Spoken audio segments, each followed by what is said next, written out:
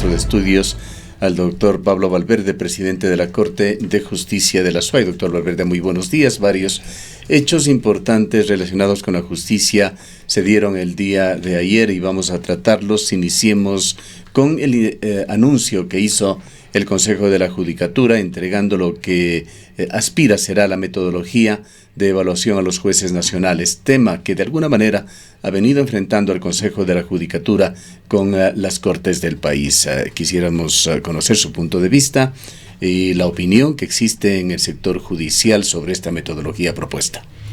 Buenos días, muchas gracias por la oportunidad de dirigirnos a la ciudadanía. Efectivamente, la semana anterior los jueces y juezas de la Corte Nacional de Justicia han sido notificados con la metodología de la evaluación. No conozco porque no formo parte de la Corte Nacional de Justicia, sin embargo, yo creo que la metodología ha sido más o menos anunciada en el sentido de que se va a evaluar a los jueces en 80% en lo que tiene que ver con revisar en el sentido de cómo fueron elaboradas las sentencias y un 20% en cuanto a la cuantificación del trabajo realizado. Más o menos con eso se piensa cubrir un 100%. A mí me parece que en este tema de la evaluación hay que estar claros en algunos temas que la ciudadanía tiene que conocer. Los jueces somos nombrados sin periodo fijo, pero sometidos a un proceso de evaluación. Eso se ha cumplido regularmente con los jueces de primer nivel y los jueces de segunda instancia, cortes provinciales.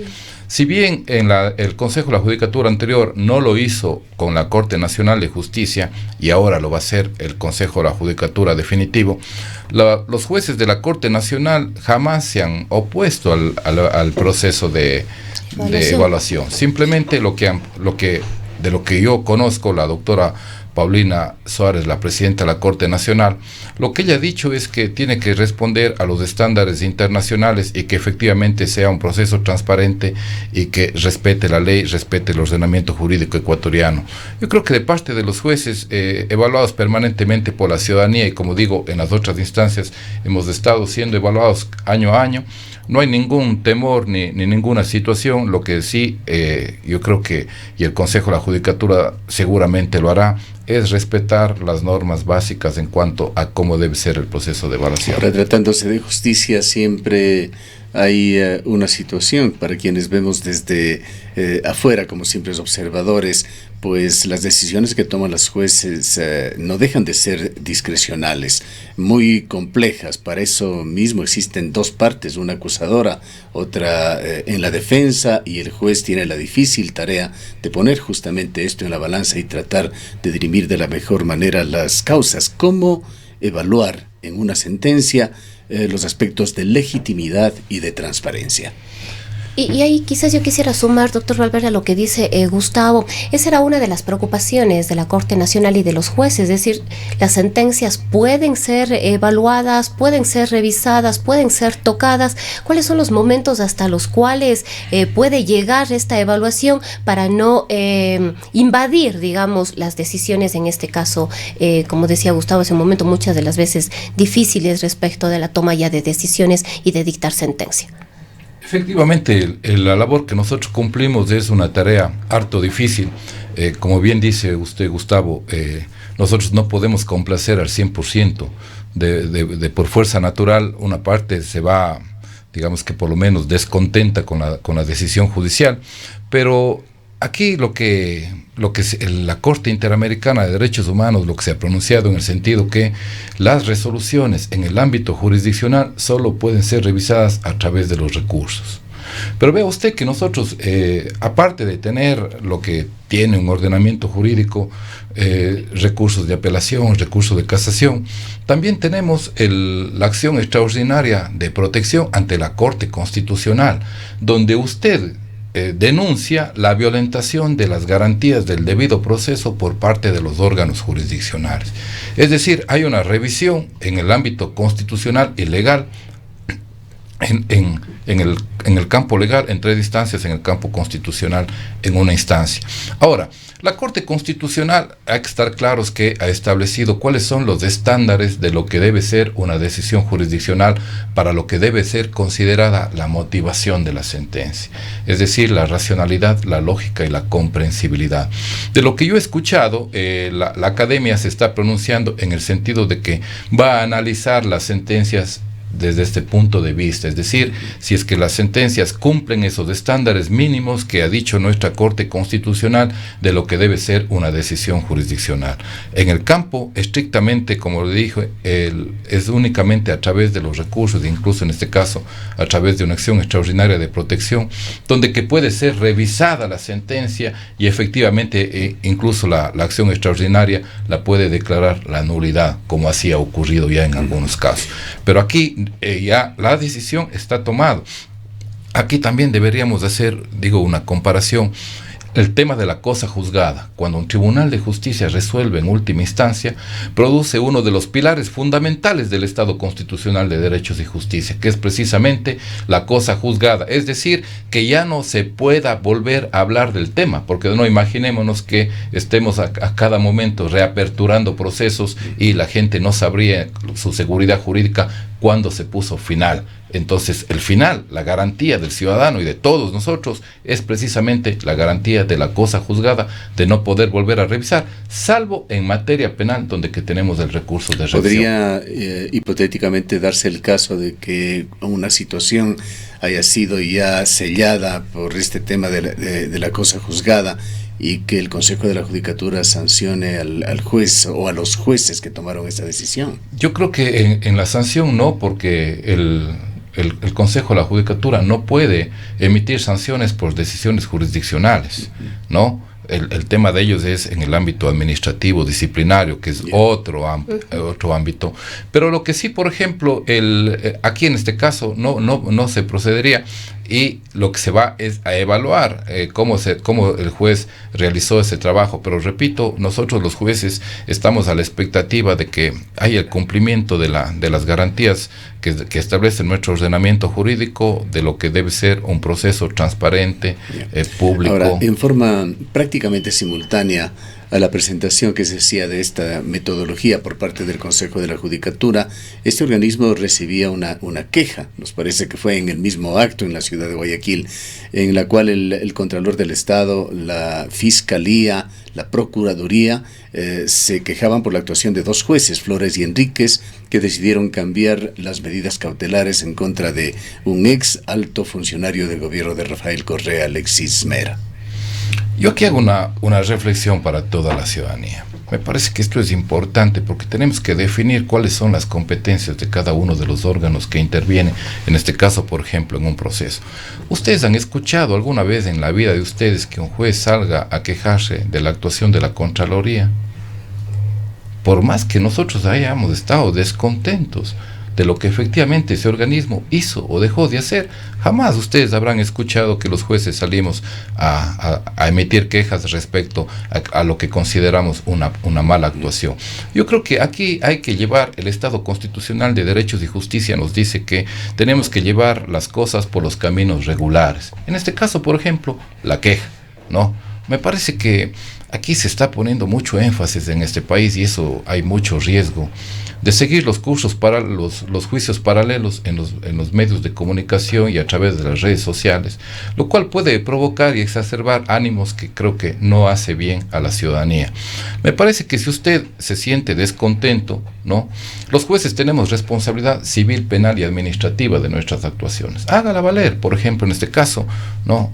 Poniendo una queja en el campo administrativo al Consejo de la Judicatura, pero vea usted que ahí, por ejemplo, ya se pide una suspensión de los jueces, y habrá que analizar si la queja va en el sentido de que usted está queriendo que sea revisada la decisión jurisdiccional, lo cual no es competencia en el ámbito disciplinario. Pero, por ejemplo, cuando yo venía acá, escuchaba este medio de comunicación, como lo hago todas las mañanas, y se dice que, por ejemplo, ahí hay una queja en el sentido de que los jueces no han sido lo suficientemente democráticos y darle la oportunidad suficiente a la fiscal para que alegue ¿por qué no se tenía que cambiar la medida? Eso es otra cosa, por ejemplo. Eso ya es otra situación. Y es lo Es que parte del reclama la fiscal. procedimiento. Es parte del procedimiento. Exactamente, eso ya es otra cosa, porque efectivamente alguien podría ver que hay una violentación a una de las garantías del debido proceso, a ser escuchado en igualdad de oportunidades, en las mismas condiciones, ¿no? Pero eso ya será parte de un debido proceso en el ámbito disciplinario y será el Consejo de la Judicatura el que tome una decisión al respecto. Pero, por ejemplo, en cuanto al cambio de la medida, no, yo creo que aquí también merece hacer un análisis profundo, porque a veces yo creo que nos quedamos en la calentura de las sábanas y no analizamos a profundidad. Es una atribución exclusiva de los jueces resolver si procede o no el cambio de una medida. Y vea usted que es una obligación de la Fiscalía sustentar por qué yo pido, por ejemplo, la prisión preventiva. Es decir, yo no puedo solicitar por solicitar, porque tengo que sustentar y convencerle al juez cuál es la medida más apropiada para conseguir que la persona que está siendo procesada tenga una relación directa, una inmediación con el proceso. ¿Cómo entra dentro de este análisis que tiene que realizar un juez o los jueces sobre una situación como esta, el tema de la opinión pública, la percepción ciudadana sobre un tema? Es público y notorio que el hecho de que se haya privado de prisión al señor Mera fue aplaudido por todo el país. Por fin se decía en términos generales, un pez gordo cae. Y la respuesta de la justicia a los pocos días es devolverle su libertad en forma condicionada, sí, limitada, en su casa en la ciudad de Guayaquil. Pero metámonos un poquito dentro de la mecánica de pensamiento y del proceso de decisiones complejo de un juez. Nosotros tenemos que respetar la Constitución, los tratados internacionales y la ley. Ese es el marco dentro del cual se mueve el juez. Indudablemente, como usted dice, aquí no podemos creer que no podría influir. Lo que el juez, y ese es el principio de independencia, jamás se debe dejar influir por la opinión ciudadana, porque lo que tiene que tutelar es los derechos de las personas en el caso particular. Aquí entra, y permítame dentro de su misma respuesta ponerle un antecedente más. El señor Jorge Glass, cuando estaba siendo investigado, tenía una medida cautelar, no sé si era igual, arresto domiciliario o grillete o las dos cosas, pero un juez decidió, sin que él haya fallado a los compromisos que tenía con la justicia y ha cometido un error adicional rompiendo sus condiciones, se le decidió trasladar a una cárcel y privarle de la libertad. Varios jueces, no recuerdo si usted también, sugirieron de que esta habría sido una acción más motivada justamente por una opinión ciudadana, por la opinión pública en general, que quizá presionó a los jueces a tomar esa medida antes que lo que el debido proceso debía ordenar. Una persona con determinada condición, determinada situación domiciliaria, no había razón, si es que no había violado esta situación, para que se tomen medidas más extremas. Y quizás ahí también sumando, doctor Valverde, la experiencia que ha habido en el país es quizás lo que motiva también a la opinión pública a ejercer cierta presión a través de los espacios que tiene para pronunciarse. Ahora las redes sociales, indiscutiblemente, vemos que en muchos de estos procesos o muchos de estos casos que la Fiscalía ha iniciado o que en algún momento de la Administración de Justicia, lo que han hecho es salir del país, y que no han podido de ninguna manera ser convocados o ser obligados a presentarse, o tampoco se ha encontrado la manera de traerlos nuevamente al país. Entonces quizás estas situaciones, esta experiencia vivida en el país es lo que motiva también esta presión. Yo creo que las situaciones, las decisiones jurisdiccionales efectivamente pueden contentar a un sector de la población y pueden ponerle en desventaja a otro sector y en de la ocasiones población. pueden estar en contra de una posición mayoritaria. Sin duda, pero yo digo, los jueces, todas las mañanas, del rato que nos acercamos a nuestro trabajo, nuestro propósito es precisamente hacer que impere el Estado de Derecho y que sea la ley la Constitución la que sea la luz de nuestras decisiones, y nosotros lo que materializamos en nuestras decisiones es precisamente el ordenamiento jurídico, que es lo que nos manda, nos prohíbe o nos permite. Pero aquí sí me parece que es bueno tocar este tema porque efectivamente a quien le toca sustentar, fundamentar por qué yo deseo una medida es a la Fiscalía.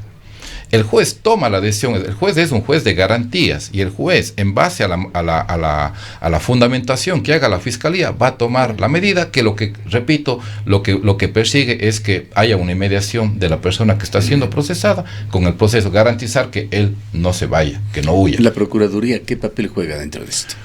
La Procuraduría vigila los intereses del Estado, e indudablemente, pero el dueño de la acción penal es la Fiscalía, esa es la competencia. Ese es lo que le corresponde hacer a la Fiscalía. Ahora bien, si es que la Fiscalía sustenta bien cuál puede ser el peligro frente a la situación de una determinada persona y dice y le va justificando al juez por qué tiene que ser la prisión preventiva, recuérdese que la prisión preventiva es la medida de última ratio, es decir, la última. Yo tengo que empezar analizando desde la primera, ir descartando para llegar a la prisión preventiva, ¿no es cierto?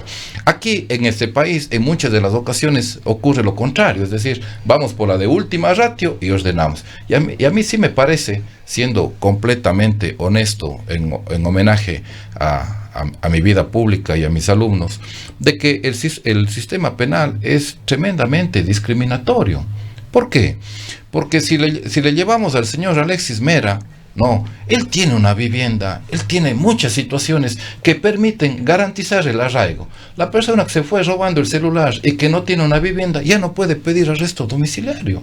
O sea, es injusto, no garantiza la igualdad. Que hay ciudadanos de diferentes clases, con diferentes castas. Exactamente, o sea, digo, no garantiza que el juez le pueda dar un tratamiento de igualdad. Porque usted pide arresto domiciliario, le va a decir al señor, a ver, deme usted trabajo, donde vive, y si el señor no tiene, simplemente el juez se ve imposibilitado de dar esa medida, pero en cambio la otra persona sí la tiene. Entonces vea usted que se debería tratar a todos los ciudadanos con similar vara. Rompe el principio de igualdad, pero el sistema es injusto, el sistema de alguna forma resulta perverso porque privilegia determinadas situaciones frente a otras, y aquí hay otro punto. Nosotros recordamos que, por ejemplo, una persona, ¿no? Se fue huyendo de este país teniendo grillete. Sí, el señor. ¿Dónde está la responsabilidad de eso? ¿Dónde está? Porque además la seguridad de los grilletes electrónicos. El antecedente que se crea, exactamente. Entonces, ahí tiene que haber un funcionario responsable. ¿Quién era el responsable de eso? Y eso tiene que tener la sanción que se merezca. Porque efectivamente. El funcionario responsable está premiado con la presidencia del IES. Porque efectivamente, no, en el tema del juez, el juez ordena y dice, a ver, en este caso, por ejemplo, Alexis Mera dice, tiene arresto domiciliario, ¿quién es el responsable de cumplir eso? La policía. Tiene grillete, es el responsable lo que era antes del Ministerio de Justicia, porque a cargo de ellos está el tema, los que están a cargo del sistema penitenciario. Los que están a cargo del sistema penitenciario son los encargados de eso. Nosotros nos quejamos, por un lado, los ecuatorianos, de que tenemos una población excesiva. Y eso trae, por ejemplo, problemas de inseguridad. Por ejemplo, vea lo que pasa en Cuenca con el tema de Ture. Tenemos una población en los centros de rehabilitación, entre comillas, de 40,000 personas aproximadamente. Pero por otro lado, queremos que se les dicte prisión preventiva a todos. O sea, queremos llenar las cárceles de gente, y las cárceles ya no alcanza a tener más gente.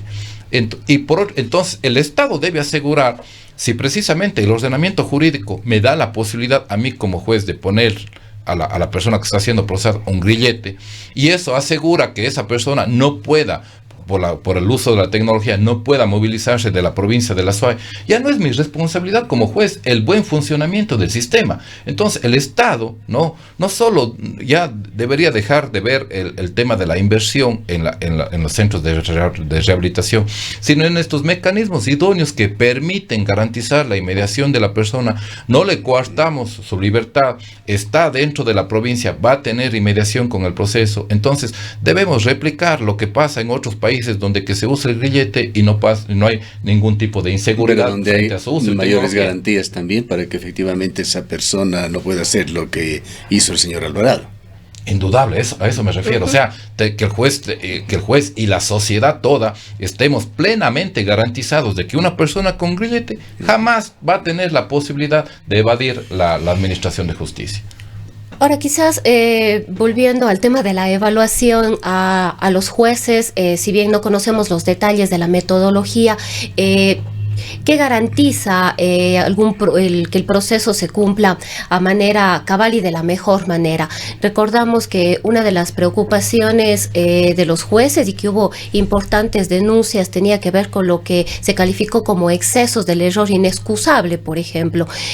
Todas estas medidas van de alguna manera a ser consideradas, a ser tomadas en cuenta. Hay incluso un informe de la propia judicatura de la mesa de perseguidos políticos, si no estoy equivocada, que tenía que ver mucho con la aplicación y la implementación de este error inexcusable y que era de alguna manera seriamente criticado por el sector de los jueces porque lo calificaban también como una intromisión y que tenía mucho que ver con lo que hablábamos hace un momento, qué es lo que debe medirse y qué es lo que no, qué se puede evaluar y qué es lo que no.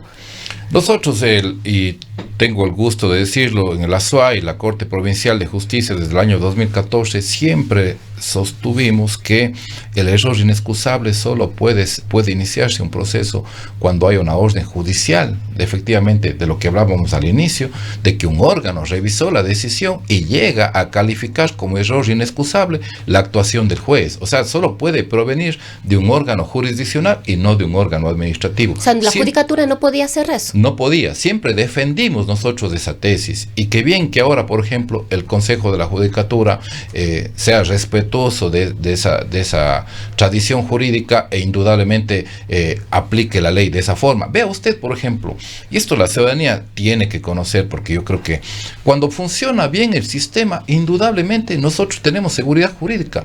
Aquí no se trata ni de impunidad, ni de que los jueces hagan lo que les da la gana, ni mucho menos. Aquí lo que se trata es que el ciudadano esté garantizado en el cumplimiento de sus derechos y cada uno cumplamos nuestras responsabilidades en el ámbito que fija el ordenamiento jurídico.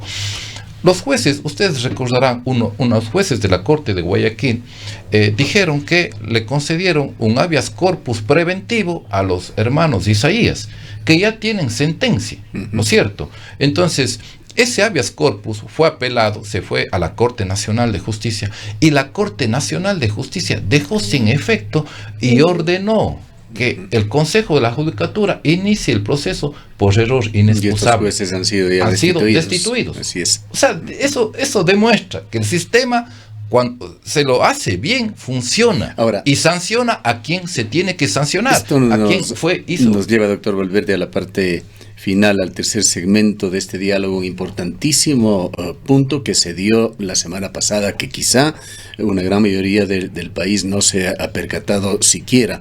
Lo hemos resaltado en este noticiario ya en 2 ocasiones, esta especie de aberración a la justicia que se estaba dando con la Contraloría General del Estado, convertida en una especie de juez supremo que permitía o bloqueaba la iniciación de un proceso por crímenes contra el Estado, peculado, enriquecimiento ilícito. Ha sido la Corte Constitucional el organismo que ha declarado inconstitucional un artículo de la COIP y alguna decisión que se tomó en el año 2010 que exigía que previo un informe de la Contraloría del Estado determinando indicios, la Fiscalía podía iniciar un proceso. Esto se ha terminado. ¿Cómo ve usted este punto que no deja de generar controversia? Pues hay algunos legisladores, la mayoría de ellos del correísmo, que han criticado esta medida de la Corte. Yo felicito la actuación de la Corte Constitucional. Recuerde usted que esto es una demanda de inconstitucionalidad desde el año 2010.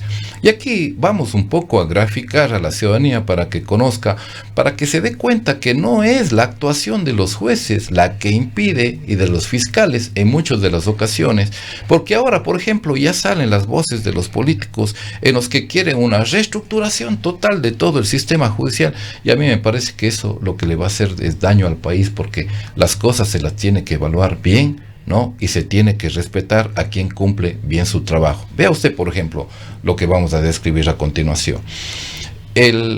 Nosotros como ecuatorianos dijimos, estamos cansados del peculado, estamos cansados de que nos lleven la plata y de que el sacrificio de todos no venga algún político avivato y se lo vaya llevando, y eso tenga un tiempo de prescripción. No, ya no queremos eso.